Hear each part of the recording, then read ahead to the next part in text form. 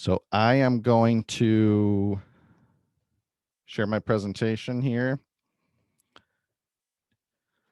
So I'm the pastor of Ivanhoe Congregational Church, which is the oldest church in Lake County. Our anniversary was Saturday, February 20th, 1838. If you take a look at that logo, you can see that the church building, the tree, and the star are parts of our church that it's not going, sorry. Can you see that? Can you see the map now? So that's where we're located. I know some of you have driven by, perhaps on your way to Target. We're on Route 176 by Route 6083. So that's the front of the building right now, a cold, snowy day. That tree in the back we think is over 300 years old. And there's the star. We have this Bethlehem window inside our sanctuary. As I said, we're the oldest organized church in Lake County, but what happens right now during the pandemic when people can't get together? We say that while the building is closed, the church is open because the church is the people. So what do we want to be about? What is the church about? We want to care for the environment and show love and kindness to people. And today we'll talk about how we reject racism as part of the abolitionist history of the church.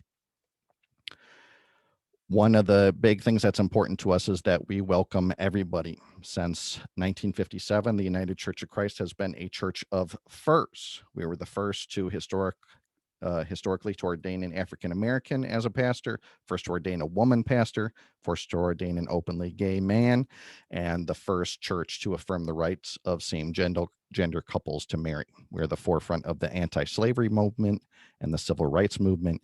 And we say that God is still speaking, that God loves everyone, includes everyone. We're a church that accepts everyone where you are.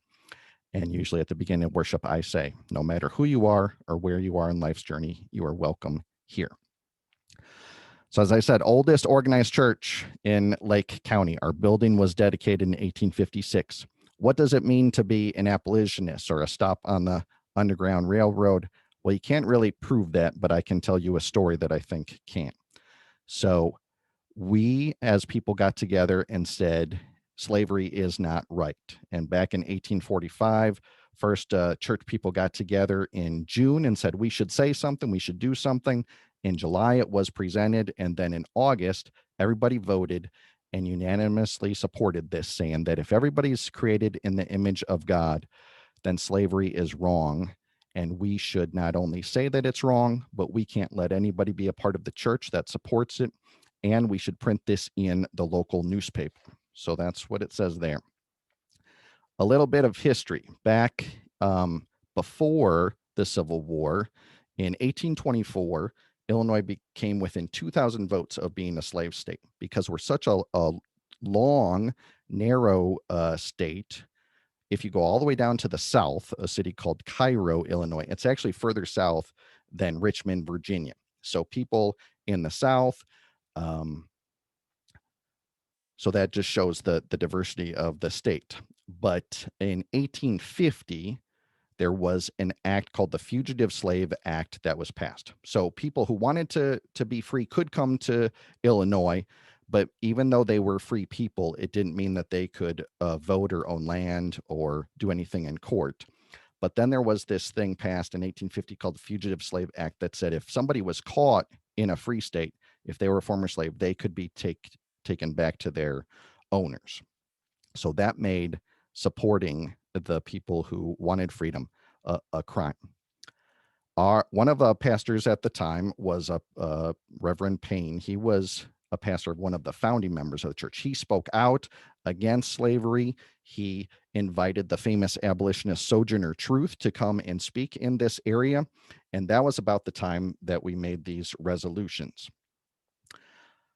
And so we supported the Underground Railroad, but there weren't any records kept because if you were supporting it and helping the people who escaped, that you could be, that would be a crime as well.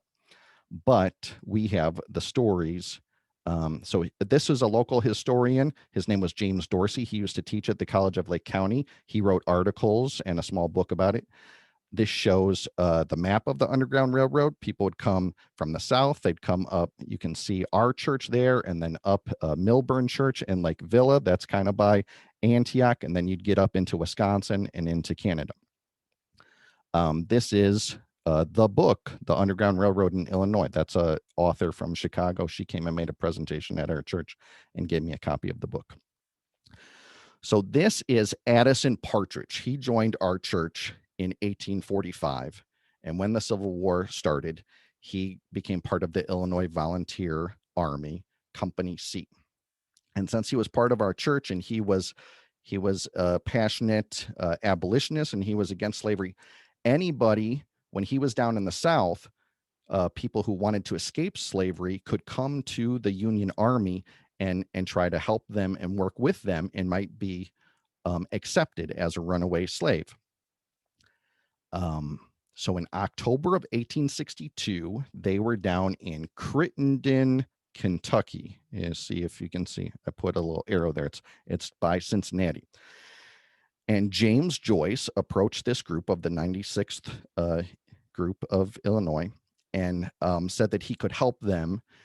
And they were so hungry, they were looking for potatoes. A few days later, they went to a plantation, and while the plantation owner said they didn't have any, he showed the soldiers where they could find them, and they dug and found the potatoes that they could eat. And then he became a cook and a helper to Lieutenant Partridge. And when he left the Army in 1863 and came back here to Ivanhoe, he brought James Joyce with him. And after the war in 1865, he returned to Kentucky and got his wife and 2 children. And they're in this photo. You can see the arrows there. That's Asa in the middle. And then Sarah, also called Sally, and Jenna or Jemima. They came back here to Lake County. James worked as a laborer, and over the years, his family rented houses along Route 176 by Lincoln School in Mundelein, and then they came over to the Ivanhoe area, and then they got a 10-acre farm down south of Hawley Street. Asa and Sarah both attended Mechanics Grove School, where they took piano and singing lessons. They were small children when they came to this area, and according to the census, everybody in the family could read and write, and Asa was superb with horses, and there's a barn back there, a stable behind the church where he owned one of the stalls. While James died in 1872, his wife and family were longtime members of the church. I showed you that picture of the Endeavor Society, where Asa was at one point part of the church board. He was the Sunday school treasurer. He became church clerk, and he was the first ever Black elected official in this area in Fremont Township. He was the constable in 1889. He was reelected for another term. He was also a highway commissioner in 1908. And in 1911, he received the most votes out of any official that year. In 1920, Jenna was like a nurse. She would sit with people who were sick. And you know how everyone, people have gotten sick with the virus over the last couple of years. Back in June of 1918 through December of 1920, a lot of people, and actually all over the world, got sick and died. And she was helping people, and she probably got that flu and died from it in 1920. Asa died in 1924, and Sarah, also known as Sally, lived until 1941. This is a picture of her and her obituary, and that is the family's quilt. They were all members of our church. They're buried in the cemetery. There's the family graves. The big one there is for James, a little one for Jenna and Asa and Sarah. Do you have any questions? That's the history of the Joyce family. That, as far as I know, was the first Black family here in Lake County that was a part of our church and here in the Ivanhoe area.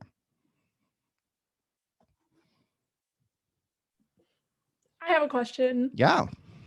How do you feel with the history of this church? How do you feel that your church has been impacted by the great history and how open your doors are? You know, it just really makes us proud, but I think it also makes you humble to know that you need to continue working, because there are people who who don't feel a part of their family or a part of a community. And we really hope that the church always helps people make everyone feel that they're special and valuable and loved, and that they have gifts to share with the community. Thank you.